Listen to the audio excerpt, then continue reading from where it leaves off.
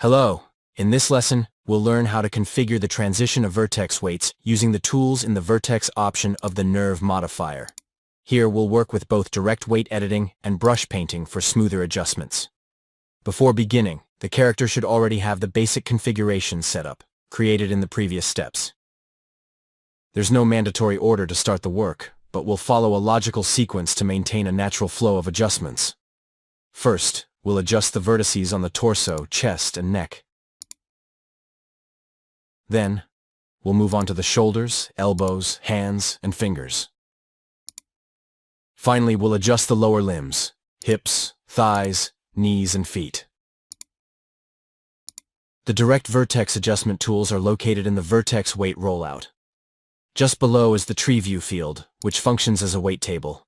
Here, you can see which bones and sliders the selected vertex belongs to. Clicking on any item in the list highlights the corresponding selection in the viewport. If more than one vertex is selected, only the first one in the list is displayed in the tree view for reference.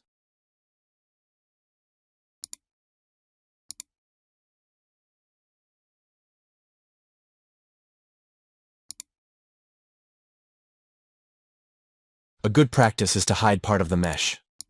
Let's keep only the torso visible to facilitate visual work during adjustments.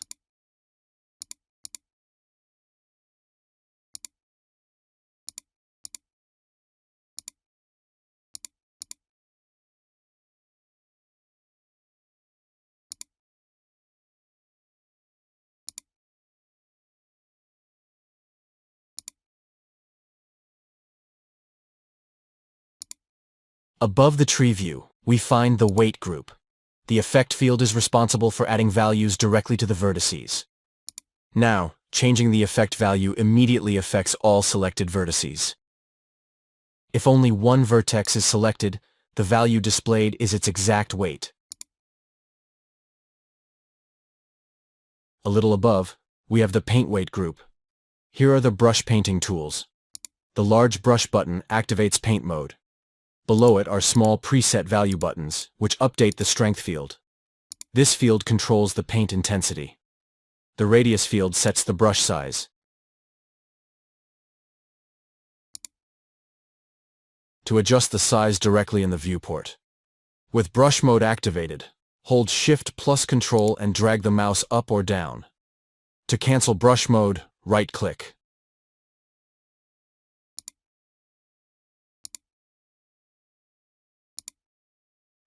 To add weight, left-click and drag over the desired area. To remove weight, do the same while holding down the Alt key.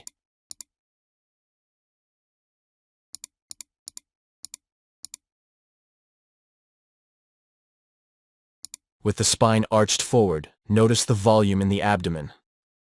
Let's reduce the weight of the second bone in the spine in this area to soften the volume.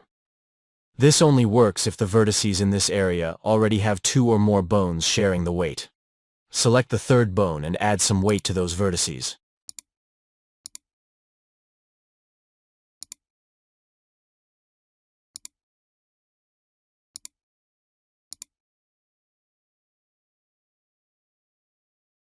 Then select the first bone in the spine and increase the value as well.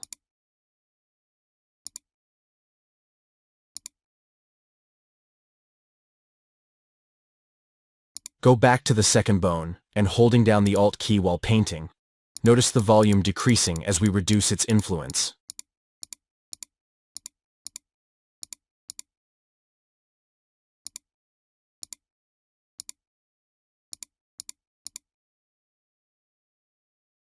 Clicking the mirror button adjusts the mesh on the opposite side.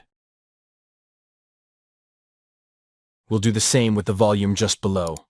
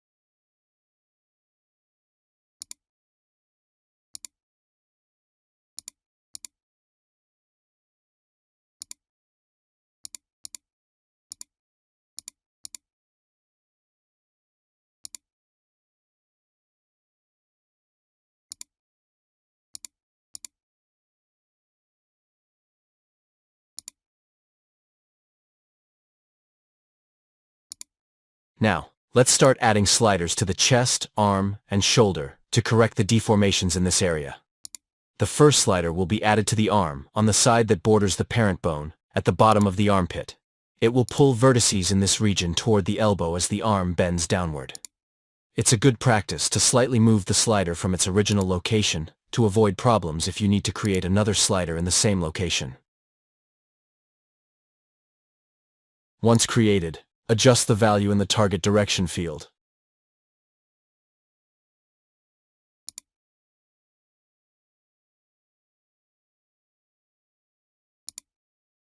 On the clavicle bone, we'll create another slider bordering the child bone. This slider will pull the vertices in the armpit region downward as the arm lowers. We'll move this slider so that it's almost parallel to a bone in the spine.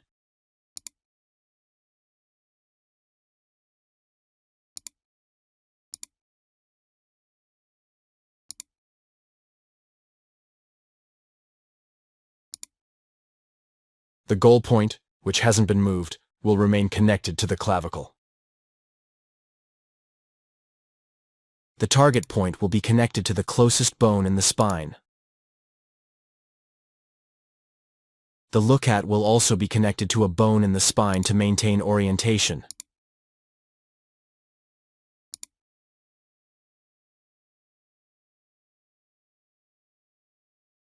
After that, adjust the target direction value for this slider.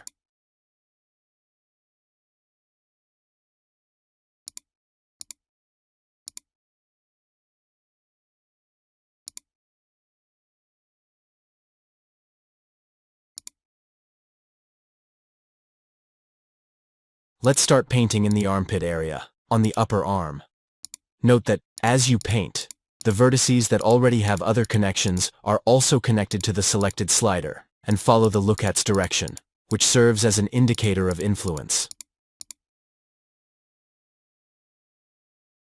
To make things easier, we'll leave only the arm mesh visible, better exposing the vertices in this area.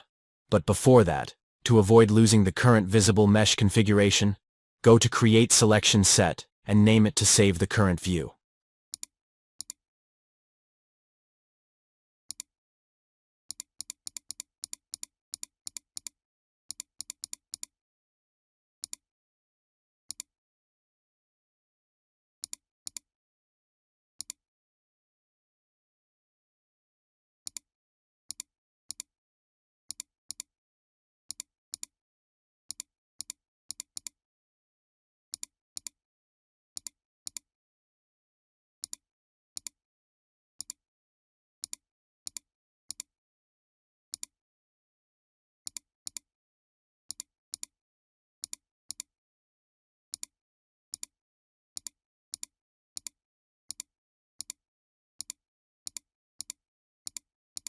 Let's remove some of the influence of the clavicle bone in this area. Since it's hidden, we can select it using the tree view or weight table. Simply click on a vertex near it and then select it from the list. Continue painting normally.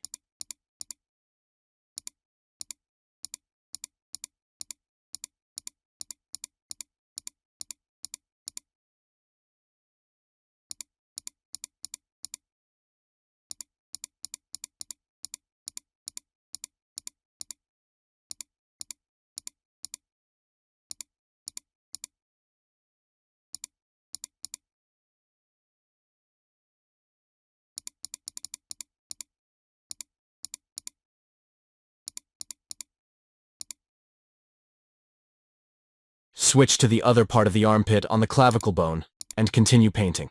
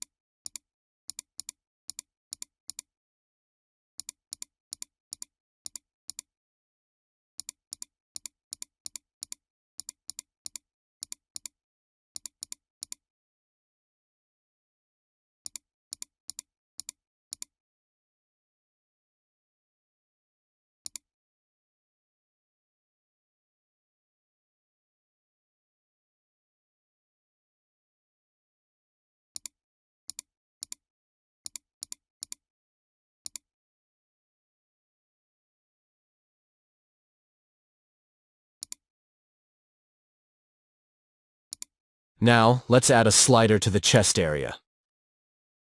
Unlike other sliders used as twist or with look at as a direct influence, this one will work like a rubber band. It will be one of the sliders responsible for simulating the pectoral muscles. Even with this type of slider, look at still serves as an influence, but here it will only be used as a guide. The goal point will be positioned slightly forward, on the arm, and connected to it.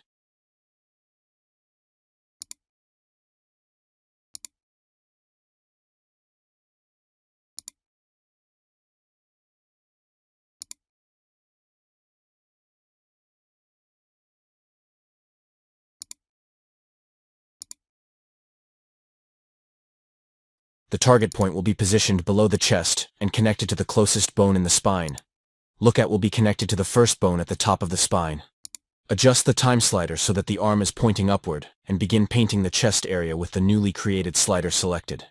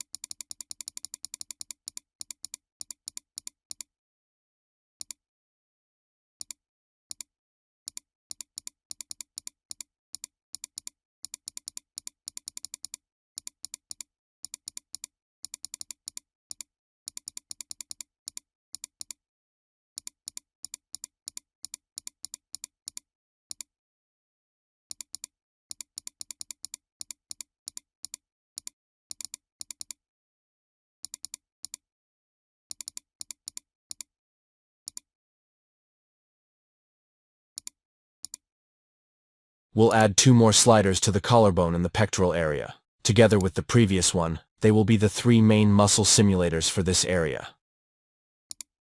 The second will cause the chest to inflate downward and to the side as the arm lowers.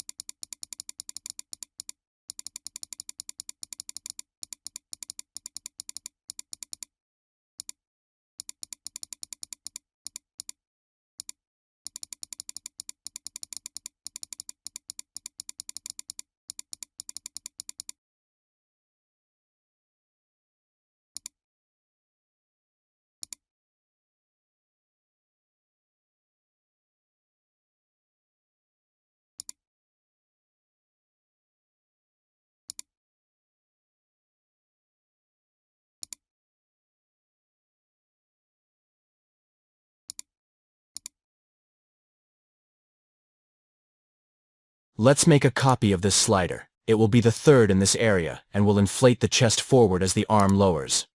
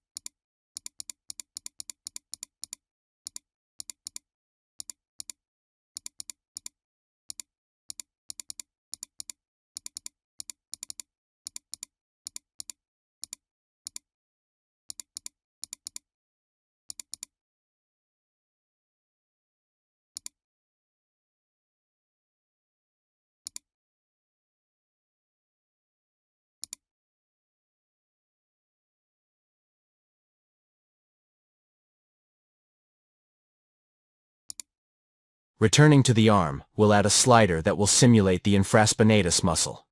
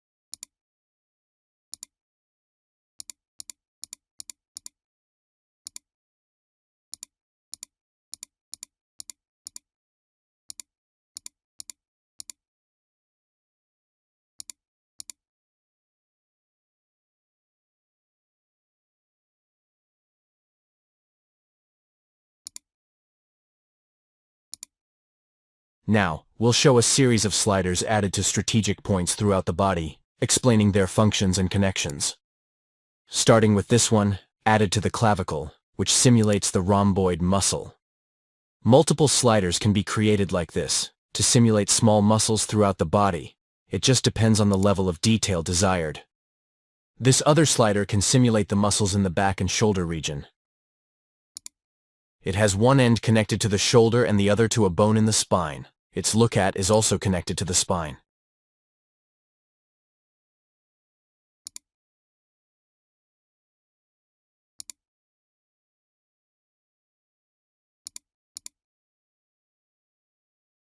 On the elbow, on the front, two sliders were added, one on each bone, which simulate the contraction of the muscles as the arm bends.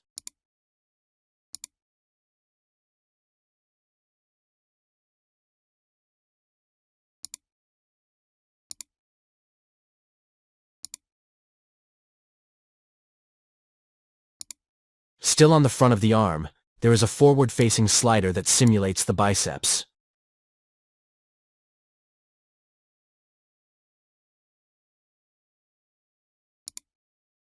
On the back, two other sliders shape the elbow and are also connected to the upper arm and forearm, helping to simulate the triceps.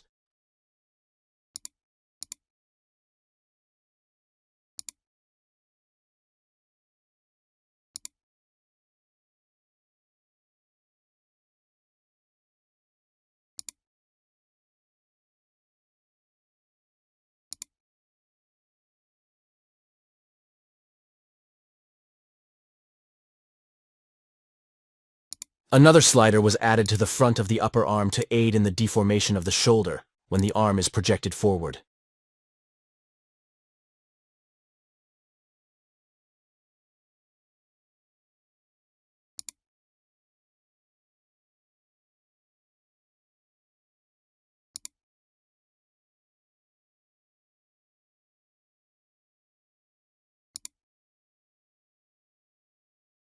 On the forearm, torsion sliders assist with wrist rotation, and others, positioned at the tip of the forearm and hand, aid in bending.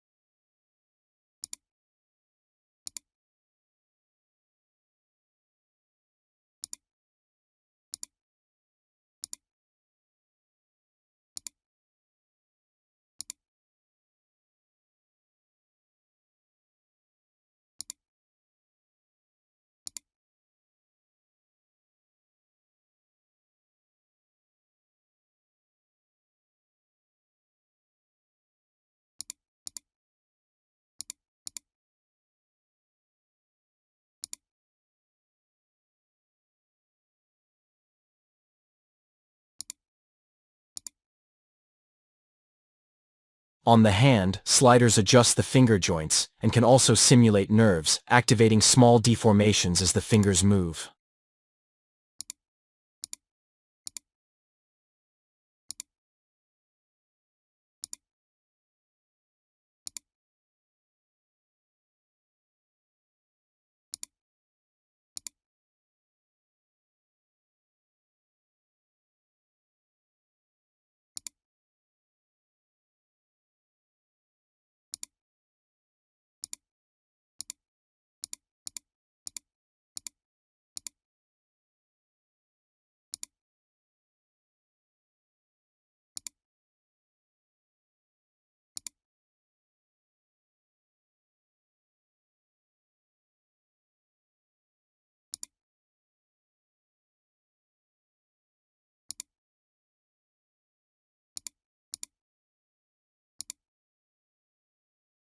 A slider placed at the beginning of the index finger and connected to the other end at the beginning of the thumb, with the leukat pointing toward the hand bone, improves the naturalness of the bend in this area.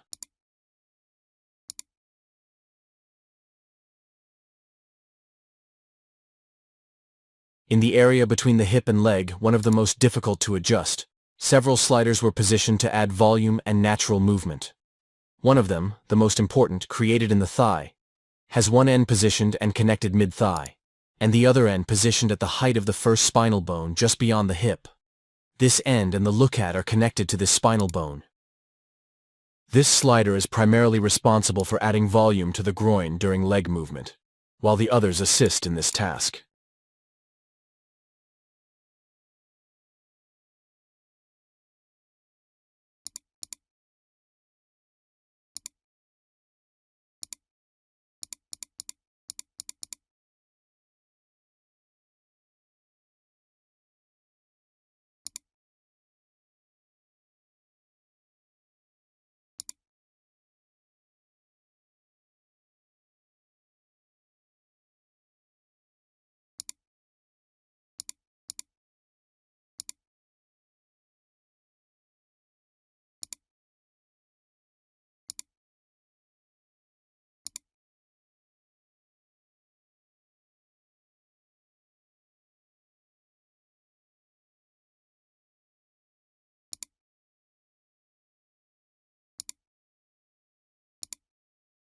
The knee follows the same principle as the elbow. Two sliders in the front, one connected to the end of the thigh and the other to the beginning of the calf, and two in the back connected in the same way. In the calf, two other sliders, one on each side pointing outward, cause the knee region to inflate as it bends.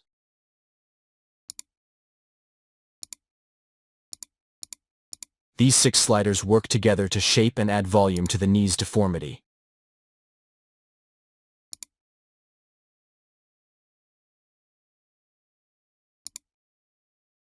Two other very interesting sliders are placed across the middle of the leg, pointing forward. One just below the knee, connected to the calf, and the other just above, connected to the thigh. These sliders simulate the collision between the thigh and calf, and can be configured to activate only when the knee reaches a desired bend. This setting is made in the sliders option of the nerve modifier, in the sliding direction values group, by adjusting the target start or goal start fields, depending on the direction of the look.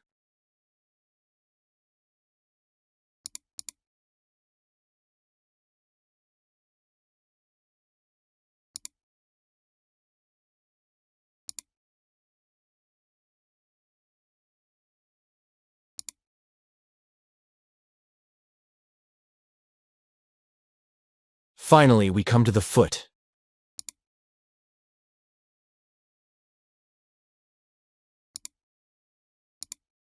At the back, specifically at the heel, a slider was added to simulate the Achilles tendon.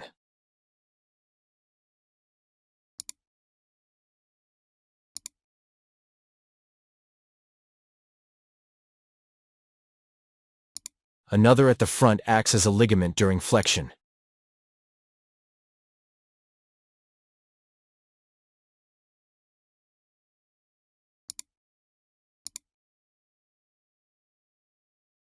In the curve between the foot and the bone that flexes the toes, A third slider was added to create volume when the heel is in motion.